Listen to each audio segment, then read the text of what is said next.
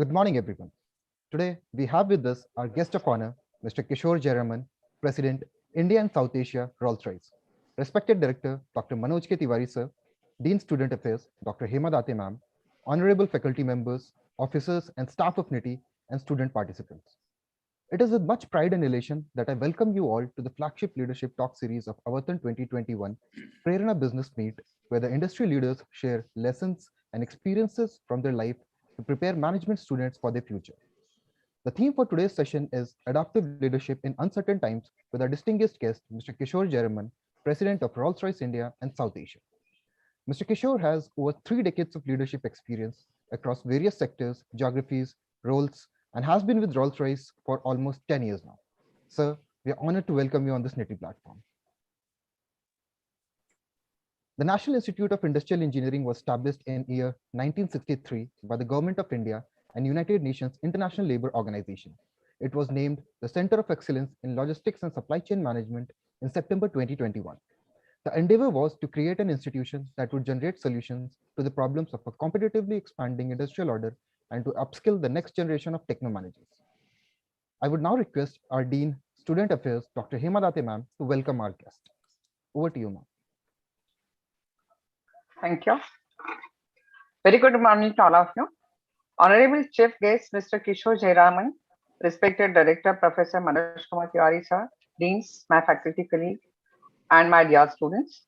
I am pleased to welcome you all to the flagship leadership summit of Avathan 2021 NITIE Prerana Business Meet. It's a matter of great pleasure for all of us to welcome Mr. Kishore Jayaraman, President, India and South Asia, Rolls-Royce.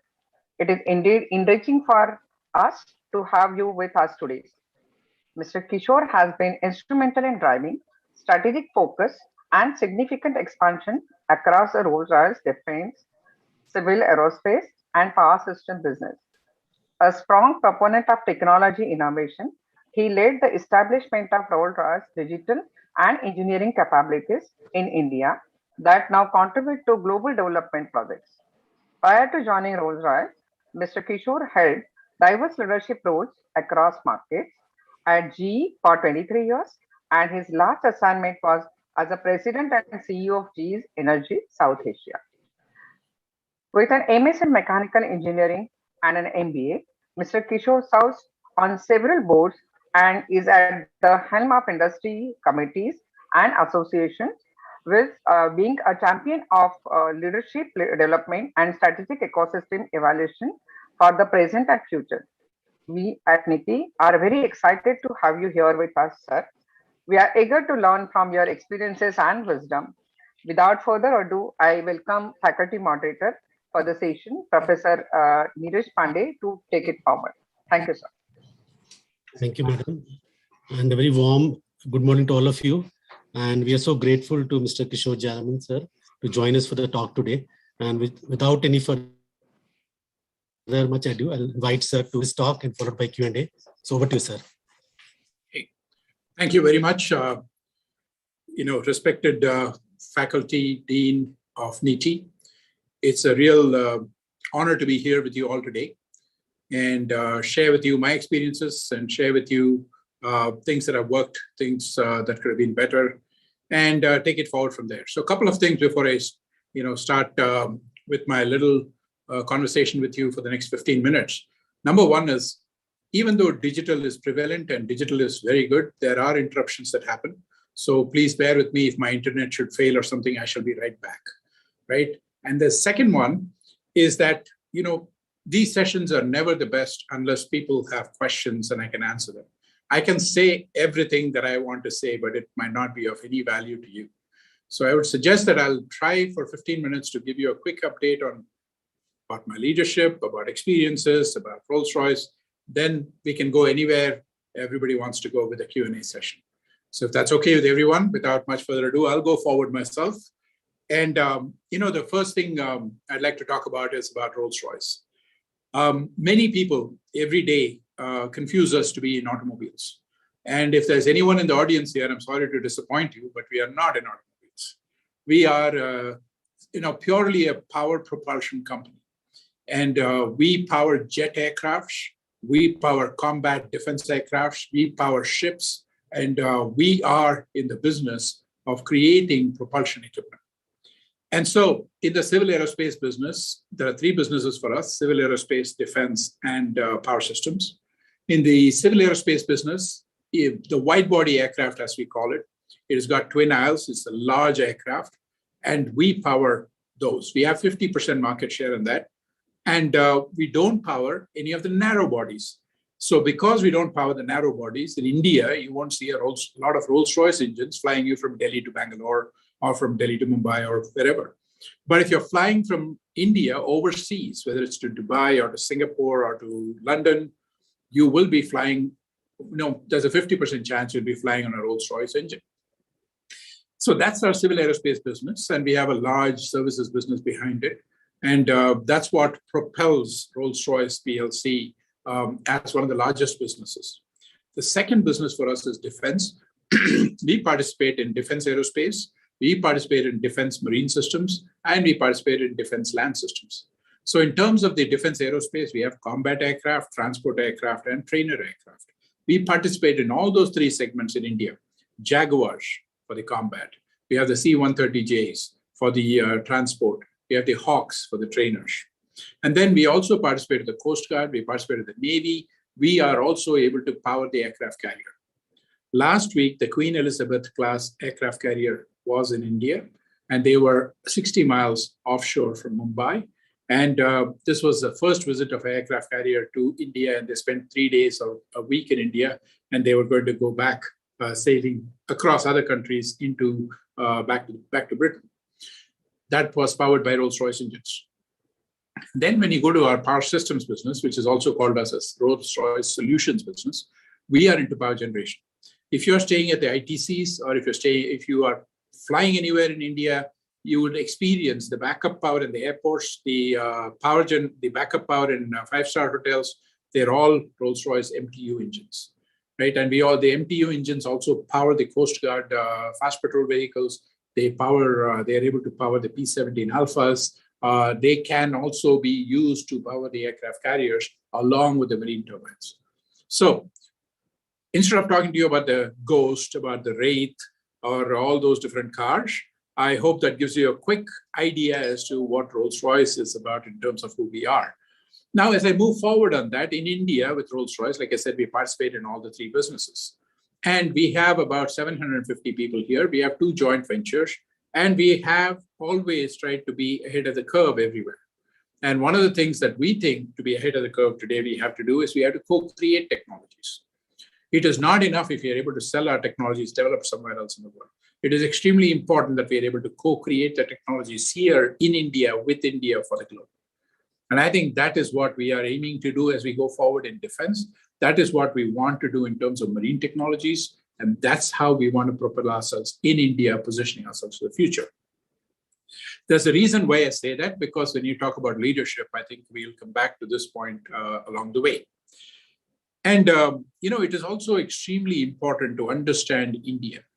And, I understand that you guys are very much focused on supply chain. You're focused on ecosystem development. I think it is the time to be in India when you are in such fields. And I think India is just at the cusp of emerging into a 5 trillion economy. And I think part of the 5 trillion economy is going to happen majorly through supply chain, whether it be fresh food, whether it be products from Amazon or Flipkart or one of these e-commerce companies. It is going to be about how you manage not only the logistics piece of things, but the front end of things, where you're going to say, where does it get manufactured? How does it get manufactured? How do we increase the quality of these things? I think at the end of the day, it is going to be challenging us like never before in terms of skills, in terms of capabilities that we have, in terms of infrastructure. So I think it's a very exciting time to be in India, but India is a democracy. And so with the democracy, things move a little bit slower than we want to, but I don't see that the pace is going to be an issue as we go forward. Having said that, I'll stop there for a second and I'll talk a little bit about the leadership traits that I think are very important as we look at the next generation of business leaders. And if I go back about 30 years back, it was about discipline, it was about hard work, It was about persistence, and the basic rules of you work very hard, you continue to stay focused on something and be persistent about it, be dogged about it, then the results were good. But the world is very different now. That is also needed, but that alone is not needed. You know, when I first joined GE, Jack Welch said that work smart, don't work hard. And I think, you know, he must be a visionary because that is what it requires today. In those days, Jack Welch would say that. My immediate manager would say, work hard, right? And he would leave the work smart piece out, right? And I don't think that is going to work anymore. And even without saying that's going to be the case. So there's got to be a commitment, right? That's the first part, which is the hard work. And the commitment is going to come. In order to start something, commitment is a must. So when we have the commitment, then we can start something and get it going. But to complete something, we need to be consistent. If we cannot show consistently that we are able to move the needle forward with that incremental spiral upwards, it is not going to be possible to achieve the outcomes that we want to achieve. The second most important thing in my view is a lot of people are very good because once you have discipline, once you have hard work, yes, you can work very hard. The efforts will be very strong. So that's good. That's not great because what matters is the outcomes. And if at the end of doing all this hard work, the outcomes are not there, it doesn't matter. So in, you know, relating to the educational institution parlance, I think if you continue to study 24 hours a day, but at the end you go into the exam and the results come out as a C grade or a 70% or something, it's not going to be useful. So it is important to understand how to take exams and how to get the results that you want and not compromise on integrity, of course, but at the same time, be able to work hard so that you're able to achieve the outcomes through the knowledge, but also by being smart about how to take exams. And I think that is where the journey starts, is in college. I think right then and there, we train ourselves. And how we train ourselves is going to be extremely important to be successful. So in my world today, there are three things that I need to think about. And the first thing that comes to mind is be adaptable. The first A in my mind is adaptability. And change is all around us every day, everywhere, every minute. If we don't, you know, first of all, see the change coming, we're going to miss it. But if we see the change coming and we don't change, we're going to lose it. And we need to be tuned in to change. So to tune into change, I call it as being adaptable, being versatile, being flexible, being able to move and understand that it's not what the past said need not be what the future holds. And I think that's going to be very important in that piece of things. So adaptability, change, and the ability to change is going to matter a lot. Example of that, if you look at data, when we didn't have storage, we had a lot of data coming out of a lot of machines, but we didn't have storage. So we can store the data. So when we didn't have storage, when we didn't have enough of data being stored, we couldn't create artificial intelligence systems because we didn't know what to do with the analysis. We didn't have computing power. So today, when you get computing power, you get cloud storage or storage capabilities. You have the data that's out there. Look at what's happening to the analytics world. Everybody and anybody today has to understand business analytics. We are all defunct. After 33 years of working, I have to learn data analytics a new way. I had to keep pace with it and figure out how it is going to be used in my business to leverage opportunities that we didn't see before. The second most important thing for me is agility. And not in the same order, it's a second A. And in terms of agility, what it is the pace of change. Now, if you're adaptable, you see the change and you say, change is something that's going to happen and I want it to happen, I will make it happen. Then you got to make it happen fast. You know, in a world where early 1900s, companies took 15 years before they died. And today, companies, you know, or I wouldn't say today, even the 80s or 90s, companies died within 15 years. And today, if you look at it, companies will die within 5 years. So look at the pace at which a product will change or a service will change. Within a year or two, these apps change, right? So app life is only about maximum a year or two, unless they keep that app interesting and keep it going. And this is the same case with products. Either the products have to change and improve and increase to beat competition. You got to be better than the next best. And so to be better than the next best, it has to be everyday improvements to the existing products and services, which basically will lead eventually to a disruptive innovation, which will take us to a new business. And so fast, change happening very fast, agility is extremely important. So if you need to understand change, and if you need to change, make the change happen very fast, it's going to be very important to be very authentic. We need to understand who we are. At the end of the day, it will help as a leader to understand what are your capabilities? What is it that makes you who you are? And if we don't understand ourselves, how will we understand somebody else to lead them? And I think we should know our weaknesses more than, at your age, you should know your weaknesses more than your strengths. At my age, I should have eliminated all the weaknesses to the point where I now start having to leverage my strengths, right? And even at your age, I can play it again the other way around and say that at your age, there are some strengths which you already know. Use them, but try to identify the weaknesses and start fixing them, right? And it's about fixing the weaknesses at the younger group. At the senior group, it is going to be more about leveraging the strengths harder and minimizing the effect of the weaknesses.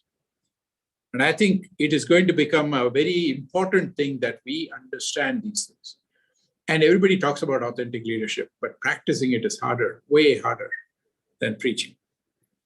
And, I take constant feedback from my colleagues, from anybody and everybody around me. And, we have to be humble about it. Sometimes it's easy to say that I know definitely more than that person. Why should I ask the question? But with the new generation, with the millennials, the thinking is very different. What I think is correct today need not be correct with them. And so I need to have constant feedback. And that's what authentic leadership is in my mind. Understanding who we are, what we are doing, what we do best, and making sure we constantly feed back into that system and course correct. So the 3 A's, don't forget, if you forget everything else in the speech, just don't forget the 3 A's, because I think they'll be very important. It is very important from my viewpoint. And I'm not going to take too much of time. I'd rather go to the Q&A, but I'm going to finish it up with something, which is more current, I heard, and I thought I would share it with you. Leadership should not only be by the example of our power. Leadership should not only be by the example of our power, but it must be through the power of our example, right? And this was quoted by Joe Biden, and the president of the United States. And when I heard this, it's interesting. It keeps pace with the times. And I thought, for a person who is the commander-in-chief of the United States forces, and most probably one of the most powerful men, or the most powerful man on earth, to say that, it would be very useful for us to think about it and see how we can adopt it. No more is it just leadership by command.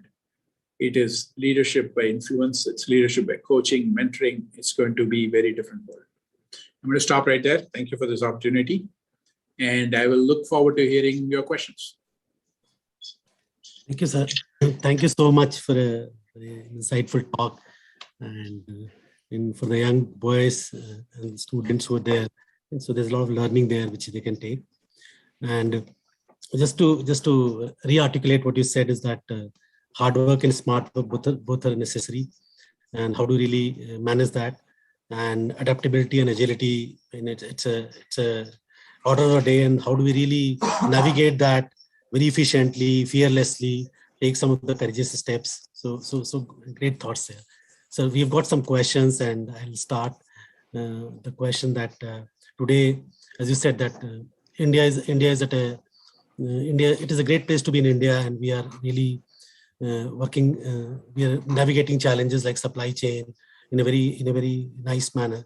But there's a lot of talk about sustainability and ESG right now. Yeah. And that has become a main agenda.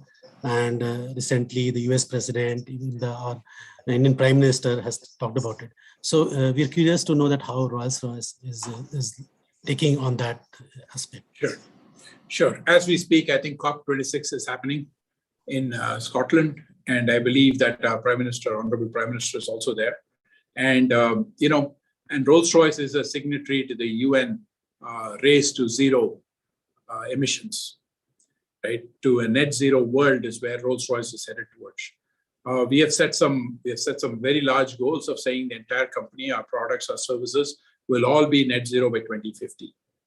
But in order to reach 2050, we also need to start somewhere today. And we said by 2030, all our facilities and a lot of our products and services will be able to have sustainable alternate fuels, and the facilities will all be net zero compliant. Right? So it's a very tall goal. It's a very challenging goal. But nevertheless, as a company, we have said we will get there. We will do it. And nobody ever thought, everybody talked about climate change for a very long time. But I think the effects of climate change are being felt today by a lot of us in different parts of the world. And for tomorrow to be a better place for all of us to live here for our future generations, going towards, all these initiatives, I would say. And I would say that going towards a net zero emissions goal is not only just a point of speech, but I think it's going to be a reality that either we do it or we will perish, right? And it's going to be a very, very important topic as we go through the next 10 years. And countries and companies and everybody will be very focused on these. And but as I said before, we have to be consistent. We need to have measurable, outcomes. We should have milestones. We should have participation by government with the industry and academia, and then bringing it all together is how this is going to happen. But the journey has started. We as a company have recognized it, and we are trying to be ahead of that curve. And I can talk a lot more about it with our initiatives in a couple of areas. But I'll wait for the other questions, and at the end, I'll come back to it. Thank you, sir. Thank you so much for that. So in your talk, you talked about customer co-creation. And there's a lot of literature on co-creation, and many companies are initiating that. But the entire thing is that how do we do it with the customers, like our vendors and customers? How do we really co-create? How do they forthcome, and how that process get initiated and really implemented? So there are a lot of changes in the process. Yeah. So, from our side, when we talk about co-creation, it's primarily the large technologies. India still today does not make their own aircraft engines, right? We do make some engines, but not of the large size or not of very significant combat capabilities. So when we were talking about co-creation, we were talking a lot about how to build an aircraft engine in India in partnership with Indian agencies, Indian companies, and then manufacturing it here and then exporting it as well as serving the domestic market, right? And for that, these things are very expensive. To create such programs, it is going to involve a lot of effort, and it is going to involve a lot of money. So there is going to be a huge requirement for government-to-government participation. And so the number one rule is that there will be large programs where funding will come from government, so that between the governments, there is technology sharing agreements, and there is also program cost sharing agreements. Otherwise, the country itself on its own, the government can create a program that will initiate this and bring together companies from globe as well as India and make sure we are going towards building our own IP. That is point number one. Now, when you talk about co-creation at that scale, it is primarily driven by programs. When you talk about co-creation of individual products, and our thing was more technological collaborations and IP creations, which was more on the front end, right? But if you look at the lower end of things, then I believe that we have a lot of technologies ourselves. But in order to be a veritable global player, we need to have technologies that are cutting edge that will definitely compete with everybody else in the world. Now, how do we get those? Is through partnerships and collaborations with companies that have those technologies. And we should have a mechanism. It's going to be a world where collaboration is going to be extremely important, right? Reinventing the wheel is not going to help at all. So, in my view, co-creation and collaboration are going to be the way forward for us to accelerate our growth story. Thank you, sir. Did I break up? Sorry. You are freezing up a little bit. Yeah, Sorry. I'm freezing. Okay. Sorry. So thank you, sir. And now we'll take some of the questions which has come from students. So one of the questions is that many times we are not able to achieve the goals that we set for ourselves. And so you wanted to become something, or you wanted a particular job profile, but you didn't get it, and you landed in a different profile. So how do you really, from your experience, you navigate that thing, overcome that challenges? Well, I can just share a personal story with you. When I was in high school, all I wanted to do was be a fighter pilot, right? And so I wanted to join NDA. I wanted to become an Air Force pilot, but that didn't materialize. We won't go into the details of why it didn't materialize, but we will say that didn't materialize. So then, as I was studying through my +2, and then I wanted to be a doctor. Interestingly enough, I couldn't get into medicine. And engineering my father was an engineer. So being an engineer was an automatic selection process for me during my growing up ages. So here I went from a fighter pilot to a doctor to being an engineer. But then when we do something, I think we just have to say, okay, we just give ourselves fully into it. And then you start saying from there on, how do I make the best of this? So I finished my engineering. I went into a technology job. But later I found out my calling was more towards commercial. And so when you want to be more commercial, I chose to take that path of commercial. And so here I am today as a business leader, because to be a business leader, you had to come through the commercial path. It helps to come through the commercial path, not necessarily the only way, right? So eventually, if you look at the story, it went from fighter pilot all the way to being a business leader. And along the way, there are many different changes that happen, many things that come your way, many things that don't come your way. But, we have to fix ourselves saying that we have to be the best at what we do and work very hard for it. And then at the end of the day, continue to motivate ourselves by saying we are making a difference in the jobs that we are in. And if we don't motivate ourselves why we are where we are and what we do matters, that will be the most frustrating part, not which career path or which job. It is about making sure that there is relevance to every activity that we do every day, including me being present here talking to you all. I should make myself relevant to you, and you should feel that I'm making a relevance here. Great, sir. So there's another question in which talks about, sir, you had a lot of experience working in different geographies, in the leadership positions, different countries. So most of our students, they end up they have their careers abroad, and in few years, they go and work in different geographies around the world. So what is your message for them? How does cultural, if you're working in different countries, what are the challenges you face, and how do you really navigate those things? Yeah. Look, I did leave India and emigrate to the United States. And so in the process, there was a lot of changes. It's definitely a culture shock. But you go through that because the goals are very different. The culture shock is something that happens along the way. But really, the goal is something much bigger and much different than the effects of a culture that comes into you. But by the same token, as I went through the process, what I found very interesting was that,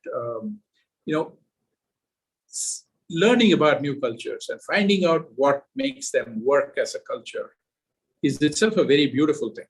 It's very, very, the curiosity to find more, I think, is just fabulous. And I should thank my blessings, because I've had the ability to go India, US, then Taiwan, then Philippines, and then Turkey, and then Holland, and then India back again. So by the time I came back to India, I think India's culture has also shifted.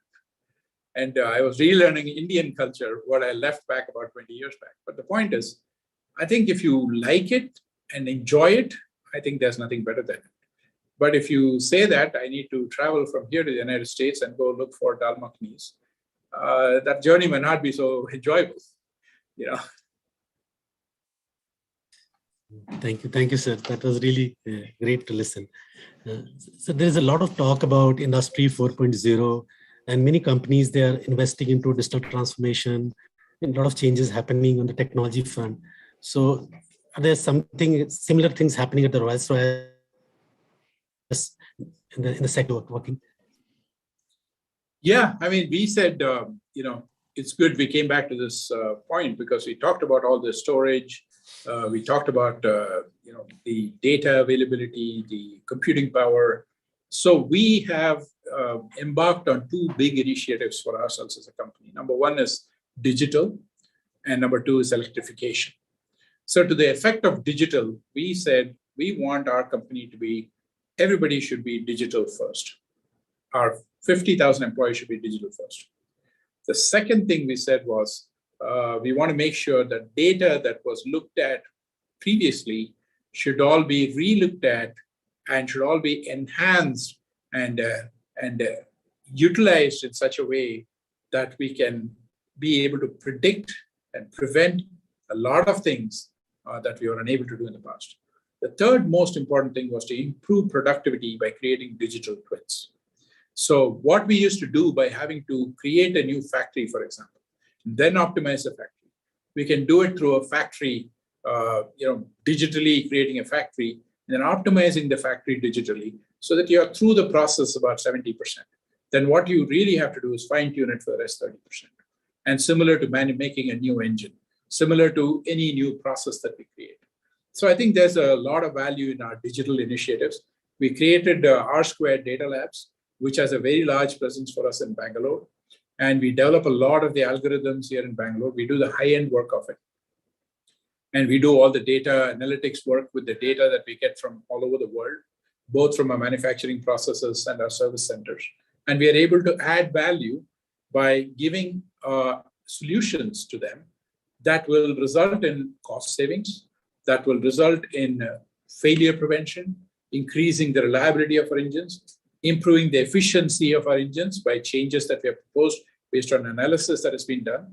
So it has been a great thing for us. But along the way, as we did this, we also said we're going to electrify our products, which falls in within our net zero initiatives. And it also is very important because it is the way of the future. And companies that don't adopt today are going to find themselves disrupted. And so for us, electrification, we have flown the first electric aircraft. It's called as Axel. And the aircraft just flew a short distance, but the next step for us is to set a world speed record on it. And the next step for us is to fly London to Paris and then keep going from there. Okay, we have started the journey. There is a long way to go, but we definitely know that that journey will be completed and we will achieve what we set out to achieve. Right? And so along the way, we are learning a lot of technologies. We are learning a lot of things as we go forward.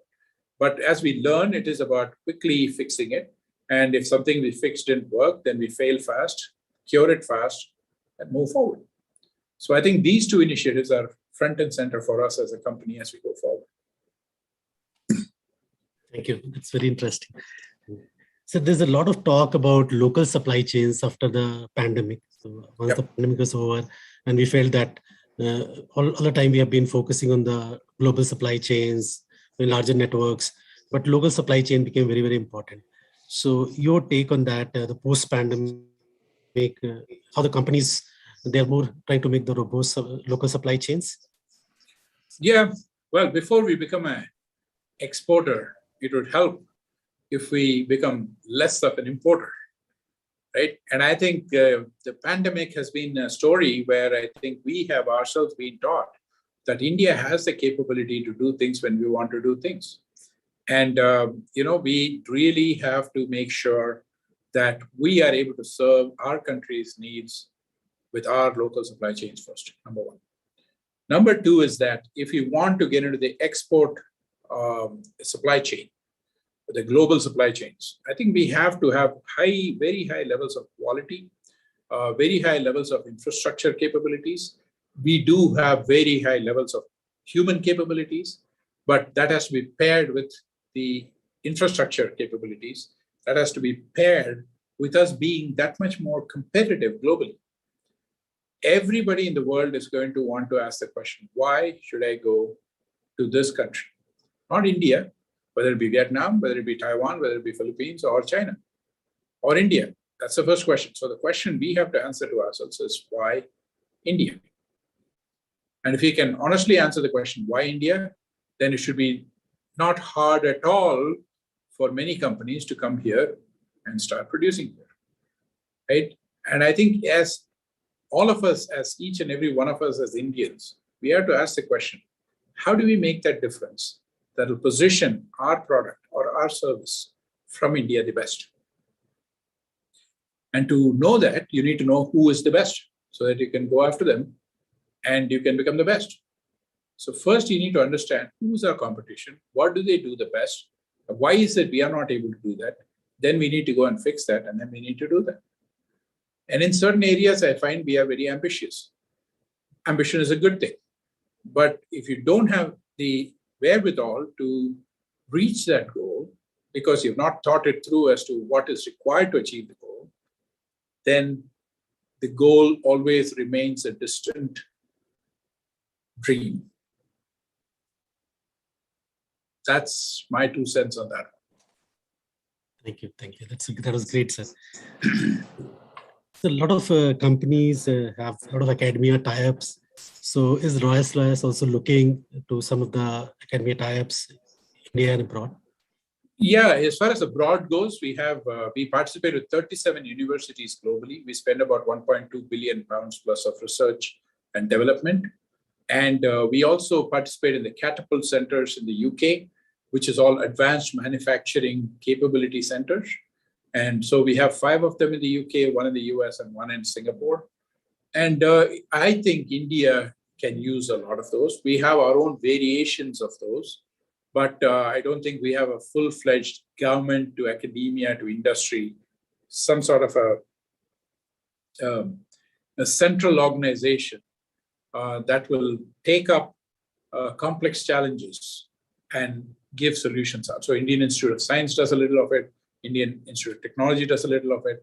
Many other new institutions also get into this thing of how do I innovate? How do I work with companies? So universities, today I see every university has in some form or fashion an association with an industry partner, a company or multiple companies. And it's not about internships. That's a good thing for the students with internships, but more importantly about trying to solve real life problems. And in the solution of the real life problems, if the universities are able to, sort of engage their students, and it gives the creative minds of the students an ability to go out there, solve a real life problem, understand what it takes to solve problems, understand what it takes to work as teams, understand what it takes to deliver to goals. It's a great learning experience. And I think that's a journey that's in some form or fashion there, but long way to go. Thank you. Thank you, sir. So there's a lot of talk about technology, and every company is using a lot of technology. Automation is happening, but at the leadership level, there's a trust issue at times. And so, how do you manage trust within the teams, networks, when the human-to-human contact, team meetings, physical meetings, they're getting reduced? So, your comment and how to build those trust along with the technology. Yeah, technology is easy to build, right? Technology is easy because it is figuring out an answer to a problem. Trust is, on the other hand, extremely hard. And trust that's built over 10 years can be broken in 10 minutes. And so it is not a one-time effort. Trust is something that happens every day, every minute with everybody. And the starting point of that journey of trust, in my view, is we have to give a little rope to the other person. If each one of us says the other person means it in good intent, until it is proven that the other person failed that concept, I think it'll help build the bridges. And once the bridges are built, it's about strengthening those bridges. And that's where collaboration, helping, giving a helping hand, reaching out, all these things come into play. And trust is not something, people use that word a lot, and I do too, but it is not something that is, so tangible that one can say, okay, I want you to trust me. And then the other person says, yes, I trust you. Or the company says, trust me with my product. And the customer says, I trust you. It does not work that way. I think reputation is built over years. That's why the brand values of companies matters. And the reputation is always built by the people, because people build the products and services. And when it comes to people in the company, building the products and services together with fellow human beings, the trust there has to be one of a give and take, one of a sharing, one of a common bond with a common vision. And I think it happens by creating an environment. So from an organization point of view, leaders have to create an environment where people won't be afraid, and people are not competing with each other to the point that they are hurting each other, but people are collaborating with each other to the point they are converging towards solutions. And that's the culture of a company. And building that culture is very important, because the end result of a good culture will be trust. And it is not the other way around, where trust gives you good culture. Great, sir. Thank you so much, sir. And as we come to the my last question, we have very bright students as NITIE. We are ready for a corporate career in coming months. So as a parting note, so would you like to give some suggestions for their corporate life, which some do's and don'ts which they should take care of?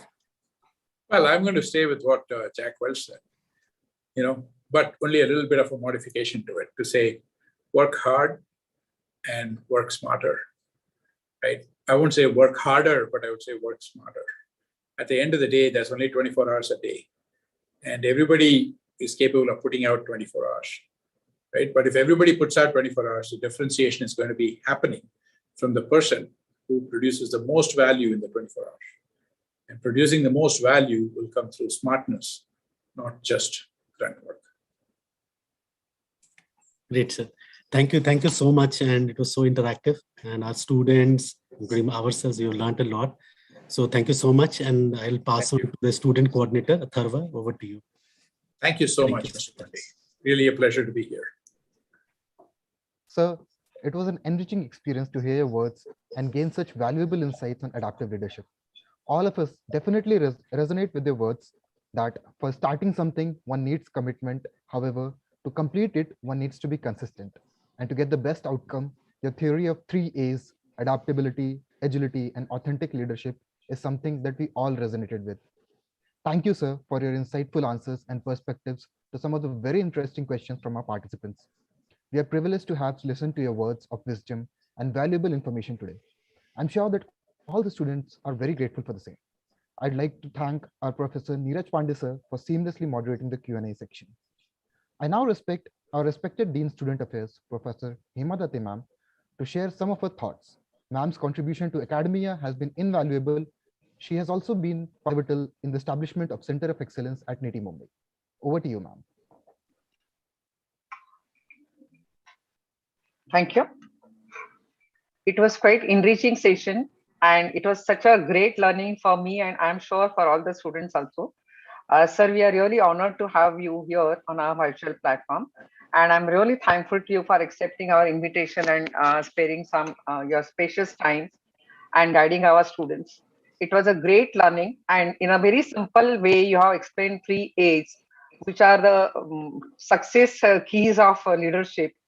And today I understood the leadership in a true sense, like, you have explained it so well.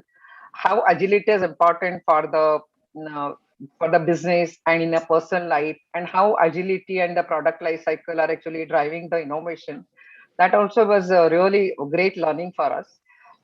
In fact, your leadership drive for making the efforts and to start it in India, collaborating with Indian startups and all, is shows something great devotion to the country. And you know that we are technologically not so forward, and your product is so technologically incentive and highly technical product, highly reliability oriented product. But your leadership is making all the efforts. So it's hats off to you, sir. It's really great leadership. On behalf of NITIE Mumbai, I would like to express my gratitude to Mr. Jayaraman for attending today's session and which is organized by NITIE Prerana Management Group. Indeed, the topic you deliberated on is pertinent given the times we are in, as the industries need to adapt rapidly, changing business environments. And how to change the business environment, that some glimpses we got it. In fact, we would be really happy to host you more times to get these learnings, because in one session, I think the knowledge we can't gain, all the sufficient knowledge will not be there. So we'll be really happy to host very frequently and as per your convenience, sir. Today's conversation was quite informative to not only to me, to the entire NITIE fraternity, and the students will be definitely following, making at least they will make attempt. Some of the students will make attempt to follow your footprints, because whatever the questions are raised by the students, they are answered very well, and they got the guidelines from you, sir. It is one of the leading institute of management education, and it holds purpose in advancing transformative education and industry-inspired research in different domains. It is ranked 12th in management category of NIRF ranking. On 23rd September 2021, NITIE launched a Center of Excellence in the domain of logistics and supply chain management, and it gives significance of logistics and supply chain management growth and development to the nation. As a objective of this center is we want to increase the capacity building and knowledge creation across the nation, and we are actually taking a lot of case studies, real life case studies, then research projects, and we will be able to we are going to conduct training programs for the capacity building and knowledge creation. We are trying to focus the different verticals, like say the railways or waterways or road transport and all different sectors. Along with that, what are the challenges are faced by different sectors? We are also going to have artificial intelligence and decision support system models we are going to develop for multimodal logistics, and then last mile delivery, and digital tower, digital twin. So these are all the objectives of this. And as you have mentioned that academia is, you are also going ahead with the collaborations for the academia. So you'll be rightly really interested in getting collaborated with your organization. And if any real life problems are there, I'm sure our students are really already the best brains of India, and they are already industry ready by all ways. Like they are already getting the knowledge on digital transformation, supply chain analytics, operations, and AI, email, and decision support systems and all. So I think they will definitely get some good exposure of industry problems, and it will be helping them to understand the real life cases. So my humble request to you, sir, if it is possible, we can think of some research collaborations also, which will be helping the students also to grow. So with this, I'm really grateful to you for all your valuable times. We are really thankful to you, sir. Thank you so much. Thank you very much. Thank you, ma'am. On behalf of the entire NITIE fraternity, I would now like to thank Mr. Kishore Jayaraman, sir, for sparing his valuable time to address our students and faculties. We hope that you continue to be engaged with NITIE and give us a chance to host you again in person. I would also like to thank our respected director, Dr. Manoj K. Tiwari, sir, and our Dean, Student Affairs, Dr. Hema Date, ma'am, for their continuous effort to facilitate an excellent learning environment for NITIE students. I thank all the faculties and students who attended this session, asked their questions, and made it more fruitful for everyone. This event was coordinated by Prerana Management Group as student committee of NITIE. Kishore sir, I thank you again for having delivered such a motivating and insightful session. I now request the members of the organizing committee, Prerana Management Group, and the participating faculty members to kindly switch on their camera for a virtual photograph with a guest of honor. With your permission, sir. Thank you. Thank you very much. It's a pleasure to be here.